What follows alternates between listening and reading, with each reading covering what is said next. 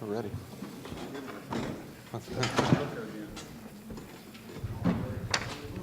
Coach, get settled. Raise your hand. We'll bring the mic around. Start over here on the left side aisle. Hey, Coach. I was wondering if you'd be willing to talk about the progression of Isaiah Golden, and whether or not he may be in line to get some more snaps as we go along. I think that there's no doubt he's going to get a lot more playing time as we go. You know, we got to get comfortable with him. He's got to show us that he knows what to do.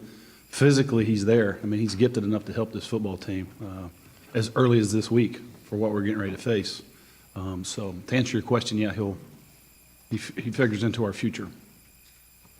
Over here on the right side aisle, Gabe. Nate obviously had a really good game against a team that really likes to spread you out and pass it. It looks on the depth chart, you're going to give him an opportunity against a totally different offense. Right. How much are you looking forward to that challenge and what he might be able to do against a running? It's going to be interesting. I mean, I think Nate's up for the challenge. We're going to give him an opportunity. We're going to leave Jordan at Mike to back up Darian and keep him just at Mike. And this is a chance for Nate to show us that he's become the complete player. I mean, you know, against spread, we know what he can do because of his athleticism. This week, it's going to be about his toughness.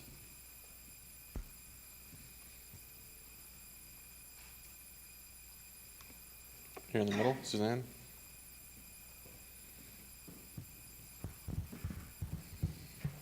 Hey, what's been your history at switching players from offense to defense?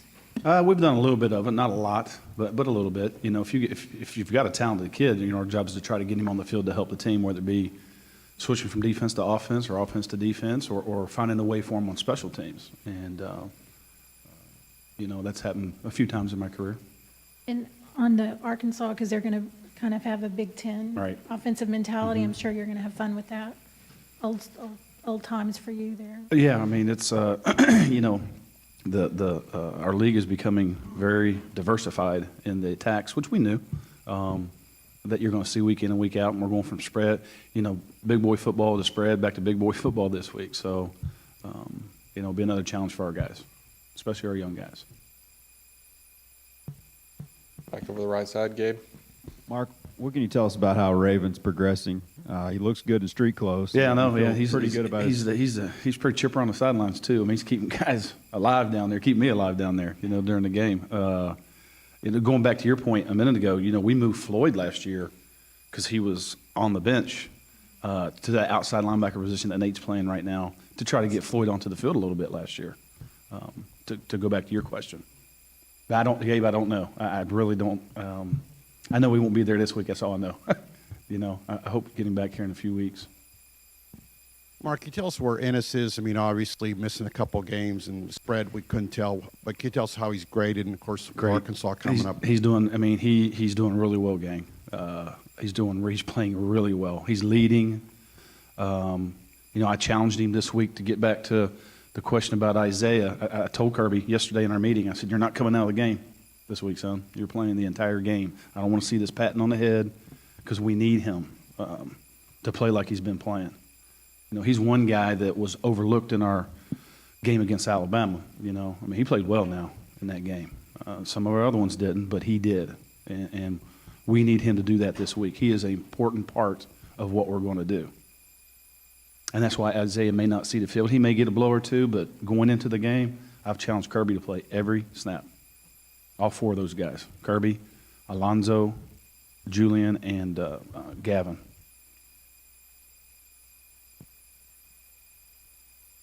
Go back to Cease.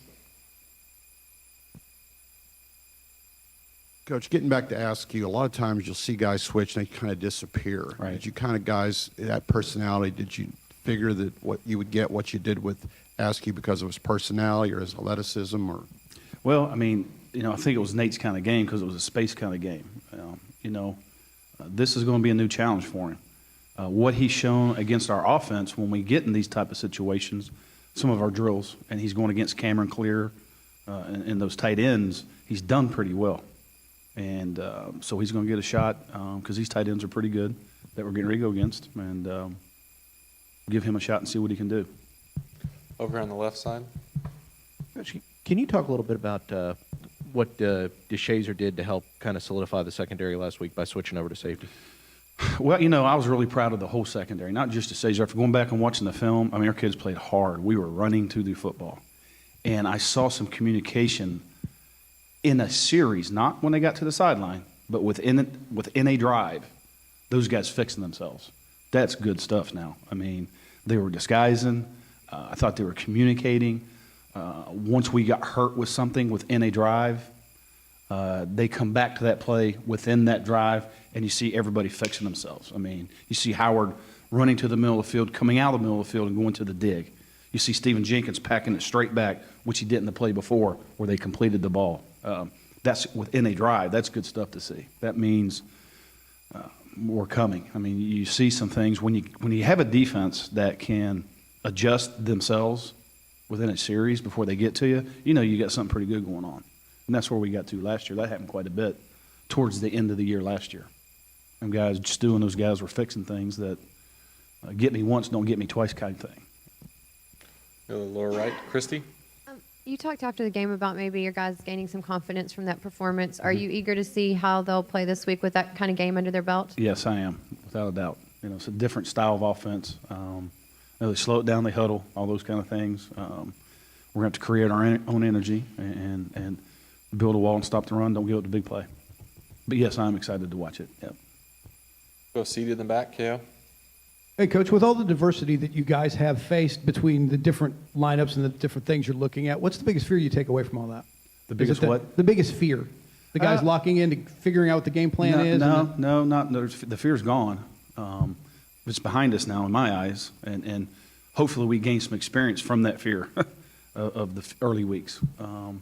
This week will be telling for us defensively. We've played a spread team. We played really well. Now we're going to go play a power football team, which we did not play very well against the first go-around. It's going to be interesting to see. If we come out of this and we play well again, then we face just about everything you can face in a college football season. In the middle here, Suzanne. On their quarterbacks, they've used two, I guess, because of Josh Allen shoulder or whatever. Right. I mean, did they change up much last week against Rutgers? Nah, they didn't throw it Show? as much probably as they would like to have. The other kid can probably throw a little bit better, but they still ran their offense. I've known Brett a long time. It's kind of we put on the film to start laughing. I mean, it's what he's done in his past for sure. Go back to Christy, bottom right. A minute ago, you talked about the fear being gone. Can you talk about how you were feeling at first and the worries you had with people out and how the defense was playing there? Well, it's just it is what it is. We had a lot of young guys playing. We had 11 young guys playing. And to me, that's in the past. We got through it. We're 3-1. We've got everybody back now, and we gained some valuable experience. Will I throw Isaiah Golden in this game? I might. We'll see. I feel a little more comfortable about doing it now than I did 3 weeks ago. The same thing with Darian Claiborne. Who else is out there that's young? Jordan, if he's got to go. It's kind of, as I look at it, we got through it. We got some experience, and we'll see what happens Saturday. Anything else for Coach Snyder? Thank you, Coach. Okay, thanks, gang.